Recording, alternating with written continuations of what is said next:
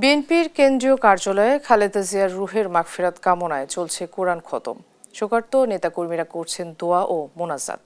সেখানকার পরিস্থিতি জানাতে সরাসরি যুক্ত হচ্ছেন আমাদের সহকর্মী নিয়াজ মোর্শেদ। নিয়াজ, কেন্দ্রীয় কার্যালয়ে এখনকার পরিস্থিতি কি, বিস্তারিত আমাদেরকে জানাবেন।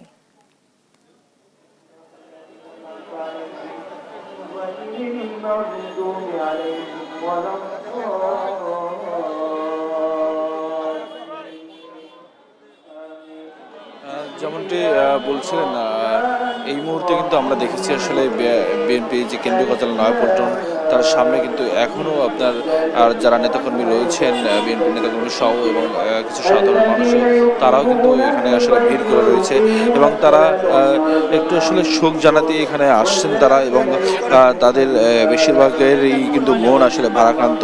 বিএনপি চেয়ারপারসন বেগম খালেদা জিয়ার এই মৃত্যুর খবরটা আসলে অনেকেই মেনে নিতে পারছেন না, এমনটা আমাদেরকে জানিয়েছেন এখানে যেসব নেতাকর্মী সকাল থেকে এখানে এসছেন।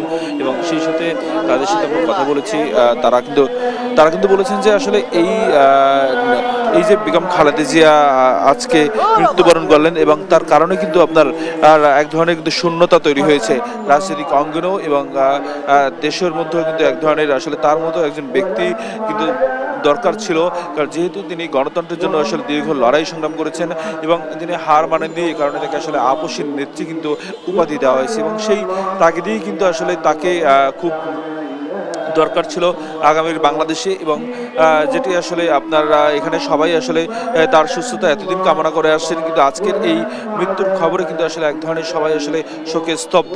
এখানে শুধুমাত্র আপনার যে বিএনপি যারা নেতাকর্মীরা রয়েছেন তারা না, শুধু একমাত্র যারা সাধারণ শ্রমজীবী মানুষ তারাও কিন্তু আপনার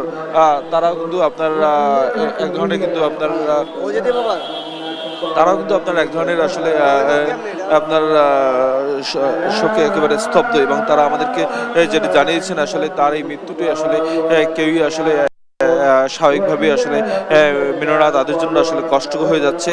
এবং যদি একটু বলি যে বিএনপি চেয়ারপারসন বেগম খালেদা জিয়ার আর আগামীকাল কিন্তু আসলে তাকে সকালবেলা এবার কেয়ার হাসপাতাল থেকে মানিক মে এভিনিউতে নিয়ে যাওয়া হবে এবং সেখানে জোহর বাদ তার জানাজার সময় নির্ধারণ করা হয়েছে। এবং সেই জানাজা শেষে কিন্তু আপনার আপনার সাবেক রাষ্ট্রপতি জিয়াউর রহমানের সমাধির পাশেই কিন্তু তাকে আসলে সমাহিত করা হবে।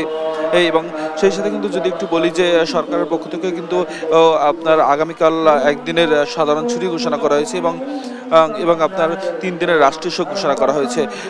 এবং আজকে কিন্তু ঠিক সকাল থেকেই বিএনপি নয়াপল্টন যে কার্যালয় রয়েছে সেই কার্যালয়ের সামনে কিন্তু আপনার সেখানে কিন্তু আসলে দোয়া মোনাজাত করা হয়েছে এবং এখন কিন্তু আসলে আপনার মিলাদ মাহফিল এবং যে কোরআন খতমের যে বিষয়টি সেটি কিন্তু আসলে সেই আনুষ্ঠানিকতা কিন্তু এখনো চলছে। এবং আমরা যতদূর জেনেছি যে আগামী 7 দিন পর্যন্ত আসলে আপনার আর এই দোয়া মোনাজাত চলবে।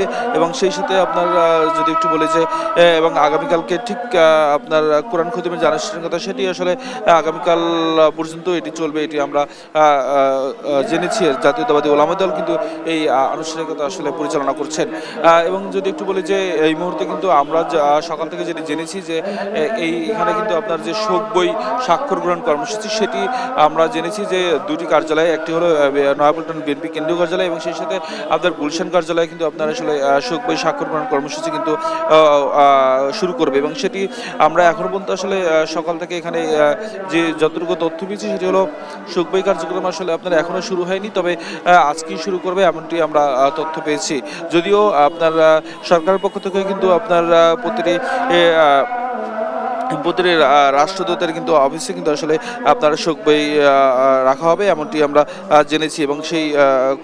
এবং সেই সাথে যদি একটু বলি যে এই মুহূর্তে কিন্তু আসলে আপনার বিএনপি যে নয়াপল্টন কেন্দ্রীয় কার্যালয় সেখানে কিন্তু ধীরে ধীরে কিন্তু আসলে যদিও প্রচণ্ড শীত তারপরে কিন্তু আপনার ধীরে ধীরে কিন্তু নেতাকর্মীদের অংশ এখানে আসার আর উপস্থিতি কিন্তু বাড়ছে।